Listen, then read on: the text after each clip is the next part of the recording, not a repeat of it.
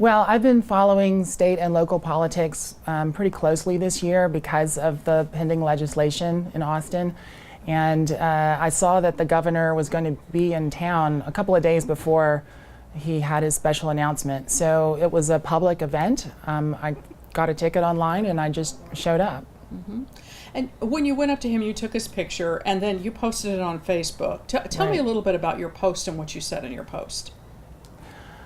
Well, I just pointed out in the photograph that if the governor can't, recognize me as a transgender person, then really this pending legislation is unenforceable. Mm-hmm. And he obviously couldn't and wouldn't. I mean, you're there. He didn't know. Have you heard from him at all? No, I haven't heard from the governor's office. Were you surprised at how viral this went? I was. I thought I would maybe get some likes and some laughs from my friends and family, but I had no idea it was going to become so popular. I've seen it in articles around the country and even in different languages. Well, you have an interesting message for the governor, and that is to say that the idea that we're going to be policing and looking for a certain thing is not necessarily workable. Do you feel like you've gotten that message out there?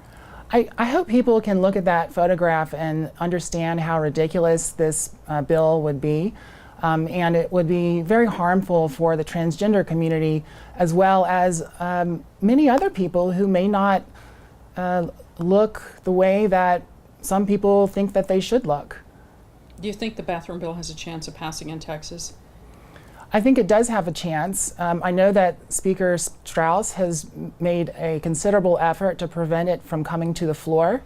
And there are numerous large companies that are behind him in supporting that opposition. So I'm hopeful that that is enough to stave off any attempts to pass this legislation during the special session. We were able to keep it from coming to the floor during those 6 months of the regular session, so we'll see. Now, what if it should pass? What would do you feel like you're becoming more of an activist now that this has happened? It's kind of pulled you into the public eye.